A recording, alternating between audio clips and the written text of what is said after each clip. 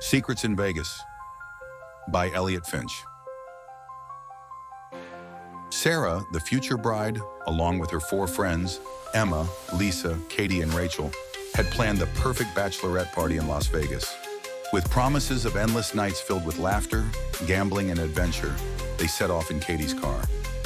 The Nevada desert stretched out around them, a vast canvas of sand and sun that made the air shimmer with heat. Conversation was lively, full of plans for how they would celebrate Sarah's last night out as a single woman. However, their plans began to unravel when the car started to sputter. They had run out of gas in the middle of the desert with no cell service. Desperation began to set in as they realized they had no choice but to walk. After wandering for hours under the relentless sun, Sarah was frantic about missing her bachelorette party and the chaos of her ruined wedding plans. She let her friends rest in the shade of a rock while she continued walking, desperate to find help. The sight of an old, dilapidated house sparked a glimmer of hope. It was the first sign of civilization in hours. Encouraged by relief, she moved toward the house, hoping to find assistance. The house stood ominously in front of Sarah, its dark windows like watchful eyes. Although it was clearly neglected, with peeling paint and an air of abandonment, there was a curious sense that someone still lived there. "Let's see if anyone's home," Sarah muttered to herself, trying to shake off her growing unease. She knocked, the sound echoing through the silence. The door creaked open, revealing a man in his late 50s with white hair and sharp eyes behind round glasses. Dr. Edgar Crane introduced himself with a smile that seemed too practiced, too eager. Sarah explained she needed help, telling him her friends were left behind hours ago, and she was in need of gasoline or a mechanic to return to them. But before she could finish, Dr. Crane seized her arm, pulling her inside with surprising strength, and slammed the door shut. After what seemed like an eternity with no sign of Sarah returning, her friends realized they had to take action. They followed the highway in the direction Sarah had gone, and at a point where a path diverged beneath some massive rocks, presumably where Sarah would have taken shelter from the heat, they decided to investigate. They took the path, spotting the peculiar mansion, and instinctively felt that Sarah must have gone inside. However, her absence raised their concern, and Emma, reminded of every horror movie with a deserted mansion, persuaded them that sneaking in to check on Sarah was the best approach. Perhaps Sarah was simply inside, catching up on lost sleep. But what if something more sinister was at play? Heartbeats thundering in their ears, they opted to enter through a broken side window that opened into the kitchen. The inside was a stark contrast to the dilapidated exterior. It was surprisingly tidy, almost clinically so. This oddity made them even more curious, urging them to explore further, as something definitely seemed off. They followed the noise of machinery, which led them to a basement door. Down in the basement, they discovered a scene out of a nightmare. Rows of jars lined the walls, each containing horrific experiments, embryos with unnatural features, some with scales or extra limbs. 2 incubators stood in the middle of the room. One was empty. The other held a baby with striking yellow eyes that seemed to follow their every move.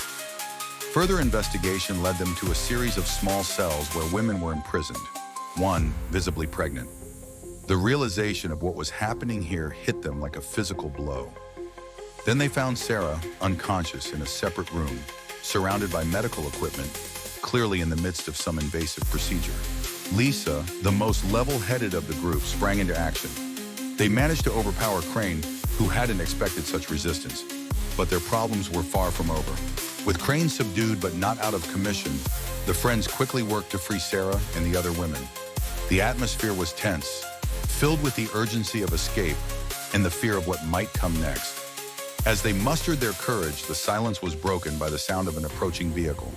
Hope for rescue faded quickly when Sheriff Walton and his deputy Hank pulled up in a police minivan, not as liberators, but as enforcers of Crane's dark agenda.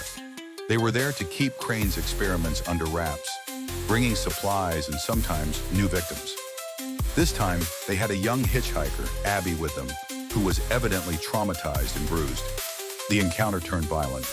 The sheriff and Hank, anticipating submission, were met instead with unexpected resistance from the women. In the ensuing melee, one of the captives, her eyes blazing with defiance, managed to disarm and kill the sheriff.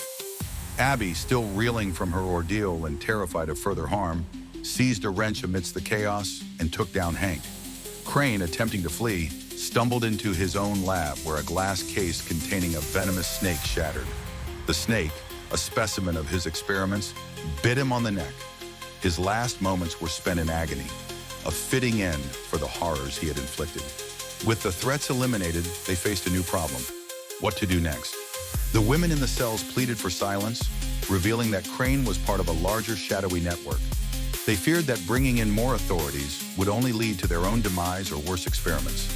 The friends, understanding the gravity of the situation, agreed to keep it all secret.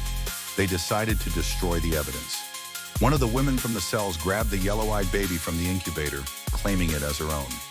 Despite the others' protests, insisting the baby was not human, she was resolute, showing signs of mental instability that made the others back off. The visibly pregnant woman from the cells, with kindness, hugged both her and her baby, leading them to the police minivan that the sheriff had brought for supplies. She took the wheel and called out to the others to gather what they could to escape. They found enough gasoline in the garage to fuel their escape, while Abby decided to take a motorcycle that was lying there and take off on her own. The rest of the group moved towards the minivan, with Sarah still unconscious in their arms.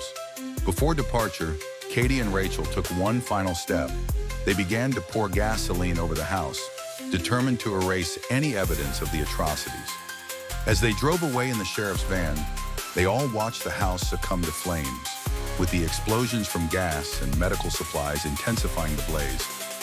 The two women from the cells dropped the five friends off at their car, as agreed, and then vanished into the unknown with the yellow-eyed baby.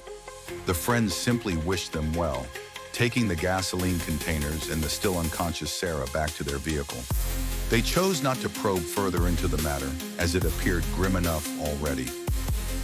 After Sarah regained consciousness on their drive home, the five friends made a pact, echoing the well-known phrase, "What happens in Vegas stays in Vegas." They knew this was an experience they would never discuss again, their friendship now fortified by a dark secret.